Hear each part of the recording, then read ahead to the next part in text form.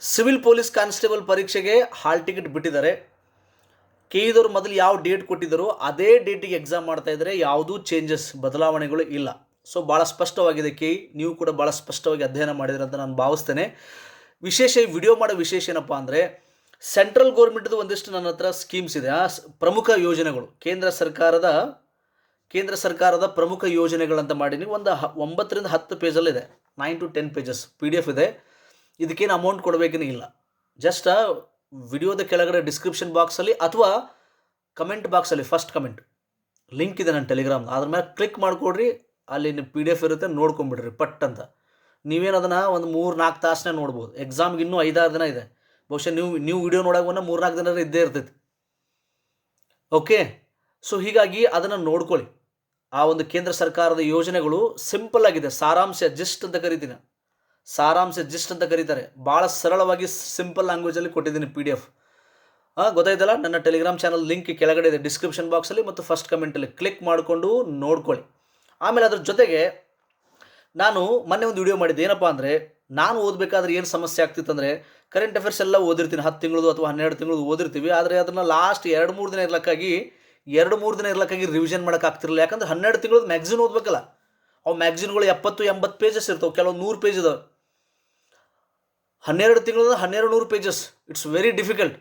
ಭಾರಿ ಕಷ್ಟದ ಕೆಲಸ ಅದು. ಹಂಗೆ ಆಗಬಾರ್ದು ಅಂತ ನಾನು ನಿಮಗೇನು ಮಾಡಿದ್ದೀನಿ, ಈಗ ಸಿವಿಲ್ PC ಅವ್ರಿಗೋಸ್ಕರ 9 ತಿಂಗಳದು 90 ಪೇಜಲ್ಲಿ ಮಾಡೀನಿ. ಬರೀ 90 ಪೇಜಸ್, 10 ಪೇಜಲ್ಲಿ ಸಾರಾಂಶ ಮಾಡೀನಿ. ಬೇಕಾದ್ರೆ ವಿಡಿಯೋದ ಲಿಂಕ್ ಕೊಡ್ತೀನಿ ಕೆಳಗಡೆ. ಆ ಫಸ್ಟ್ ಕಮೆಂಟಲ್ಲಿ ವಿಡಿಯೋ ಮಾಡಿನಲ್ಲ, ಆ ವಿಡಿಯೋದ ಲಿಂಕ್ ನೋಡಿರಿ. ನಾನು ಸಾಕ್ಷಿ ಸಮೇತ ತೋರಿಸಿನಲ್ಲಿ. ಏನಂತ ತೋರಿಸಿನಿ, ಈ UPSC ಫ್ರೀ ಕೋಚಿಂಗ್ದು ಮೊನ್ನೆ ಕೆಇದವರು ಎಕ್ಸಾಮ್ ಮಾಡಿದ್ರು. UPSC ಫ್ರೀ ಕೋಚಿಂಗ್ದು ಎಕ್ಸಾಮ್ ಮಾಡಿದ್ರೆ ನಾನು ಕೊಟ್ಟಿರೋ ಸಾರಾಂಶ ನೀವು ಅನ್ಬೋದು 90 ಪೇಜಲ್ಲಿ ಕವರ್ ಆಗುತ್ತೆ. ಎಸ್, ಆ 90 ಪೇಜಲ್ಲಿ ಕೊಟ್ಟಿರುವಂಥ ಸಾರಾಂಶ ನವಂಬರ್, ಡಿಸೆಂಬರ್, ಜನವರಿ, ಫೆಬ್ರವರಿ, March, April, May, June, July 9 ತಿಂಗಳು ಕವರ್ ಆಗಿದೆ. ಆದ್ದರಿಂದ 11 ಪ್ರಶ್ನೆಗಳು ಬಂದಿದೆ. 12-13 ಬಂದಿತ್ತು ಅನ್ಕೋತೀನಿ ಕರೆಂಟ್ ಅಫೇರ್ಸು. ಡೈರೆಕ್ಟ್ 11 ಕ್ವಶನ್ ಇದೆ, 1-2 ಇಂಡೈರೆಕ್ಟ್ ಇದೆ. ಸೊ ಹೀಗಾಗಿ ಬರೀ ಲಾಸ್ಟ್ 2 ದಿನ ಇರ್ಲಕ್ಕಾಗಿನೂ ನೀವು 90 ಪೇಜಸ್ ಓದ್ಬೋದಾ ನೋಡಿರಿ. ಕರೆಂಟ್ ಅಫೇರ್ಸ್ ಯಾರು ಓದಿಲ್ಲ ಅಂತಿಲ್ಲ, ಈ ಸಾರಾಂಶ ತೊಗೊಳ್ಳಿ. ಬಟ್ ಇದು ಫ್ರೀ ಇಲ್ಲ. 170 ರೂಪೀಸ್, 170 ರೂಪಾಯಿ. 7026583625 ಆ ವಿಡಿಯೋ ನೋಡಿರಿ.